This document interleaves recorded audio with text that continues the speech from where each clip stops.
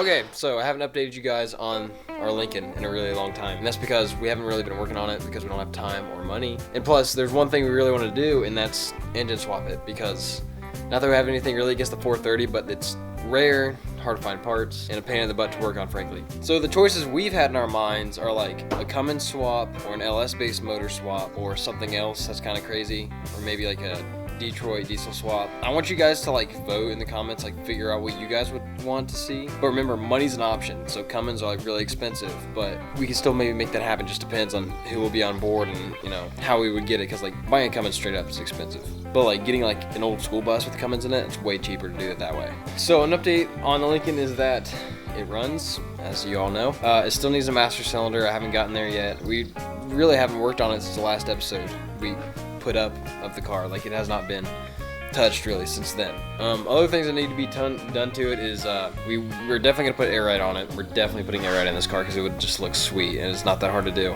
Yeah, so that's pretty much the premise of this video. Is we just want to figure out what we should do to it, because we have a lot of ideas on what we want to do to it. We want to Cummins swap it. We want to do LS swap or something to it. Cummins would be the coolest thing ever to do, because let me just show you how cramped and awful this is underneath this hood.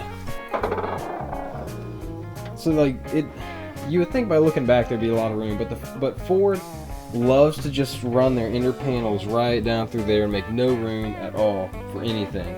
And also, the radiator's in a horrible spot. It's just all a mess, a total mess. So, in conclusion, it's all up to you what we do to this car. It's up to you guys. Like, you put in the comments what you want to see, what you think would be cool. I definitely do not want to have to put another Ford in this thing, because Fords, just in general, are just stupid. Like, absolutely dumb. Like, nothing they do makes sense.